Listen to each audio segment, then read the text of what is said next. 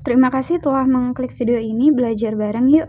Oke, kita akan lanjutkan mengenai pembahasan usaha dan energi di part 3. Kita akan membahas mengenai hukum kekekalan energi. Nah, coba kita zoom dulu materinya. Nah, sebelum ke usaha kita bahas hukum kekekalan energi.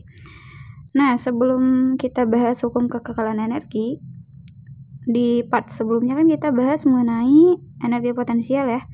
Nih, yang ada bola dijatuhkan dari suatu ketinggian. Awalnya kan si bola ini punya yang namanya EP nih di sini nih, pas dia masih ada di atas ya. Senilai M dikali G dikali H. Ketika dia turun ke bawah ke sini, EP-nya jadi 0. EP-nya jadi nggak ada karena ketinggiannya tidak ada. Nah, energinya ini hilang kemana coba? EP yang tadinya ada jadi nggak ada, hilang kemana coba? Oke, untuk membahas kasus ini, yuk kita bahas hukum kekekalan energi dulu. Ini perlu ditekankan nih konsep hukum kekekalan energi banget ya. Energi itu bersifat kekal, artinya tidak bisa diciptakan, tidak bisa dimusnahkan, tapi bisa berubah bentuk. Nah, seperti pada kasus ini nih, di sini kan awalnya energi potensialnya ada ya, senilai M dikali G dikali H. Ketika posisi benda ini masih di atas nih, belum dijatuhkan, masih ada energi potensialnya. Karena masih diam, berarti kan energi kinetiknya 0 ya. Tapi ketika sesaat sebelum dia sampai ke bawah, sebelum menyentuh tanah ya, si bola ini kan punya kecepatan ya, sehingga dia energi kinetiknya punya nilai. Tapi ketika setelah menyentuh tanah, si energi potensial yang tadinya ada nih di sini punya nilai jadi 0 nilainya, karena dia ketinggiannya bernilai 0 kayak gitu ya.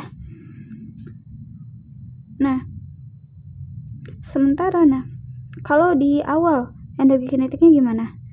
Karena diam kan energi kinetiknya 0 nih. Karena diam, nggak ada gerakan, berarti nggak ada kecepatan, dan energi potensialnya ada. Sementara ketika di bawah energi kinetiknya ada, tapi energi potensialnya yang bernilai 0 karena ketinggiannya udah 0 kayak gitu. Jadi oke, bagaimana perubahan bentuk energi? Tadi kita udah ngelihat ya, perubahan energi potensial menjadi energi kinetik. Ada contoh lain nggak?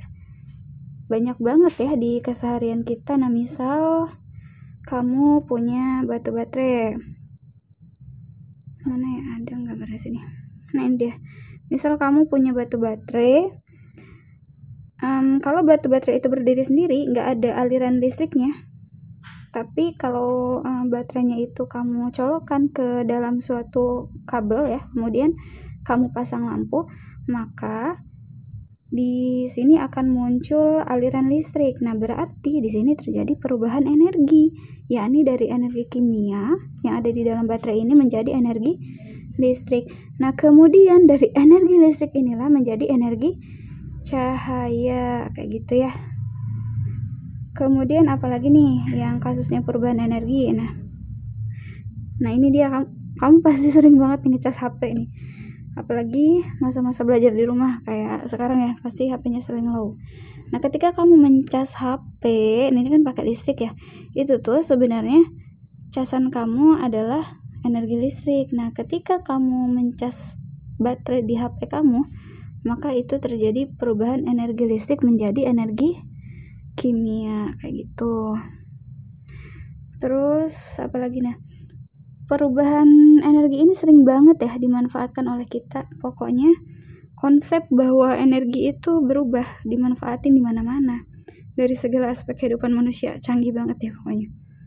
Terus coba permisalan lain, di sini ada pembangkit listrik tenaga apa coba? Ini namanya pembangkit listrik tenaga angin. Jadi anginnya itu datang, kemudian si kincirnya ini kan berputar, kipasnya berputar, kemudian karena kipasnya berputar, dia akan memutarkan turbin yang ada di bawahnya, dan dari turbin yang berputar itu menghasilkan energi listrik. Jadi lihat perubahan-perubahan energinya ya, dari energi gerak, kemudian jadi dari energi angin, energi gerak, jadi energi listrik. Keren ya perubahan-perubahan energinya. Nah, kemudian apalagi? Nah, ini dia gambar air jatuh. air sebelum jatuh ketika masih ada di ketinggian dia punya yang namanya energi potensial, tapi ketika dia bergerak turun ke bawah dia punya yang namanya energi kinetik.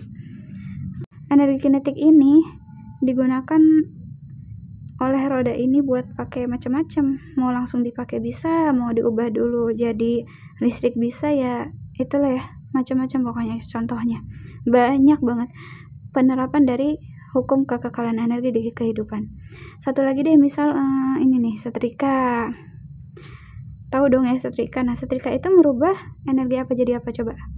Iya betul, setrika itu merubah energi listrik menjadi energi panas atau energi kalor. Oke, segini dulu konsep dari hukum kekekalan energi dan perubahan-perubahannya. Semoga kalian paham dan mencari tahu contoh lebih dari ini, karena banyak banget aplikasinya di kehidupan sehari-hari perubahan energi itu.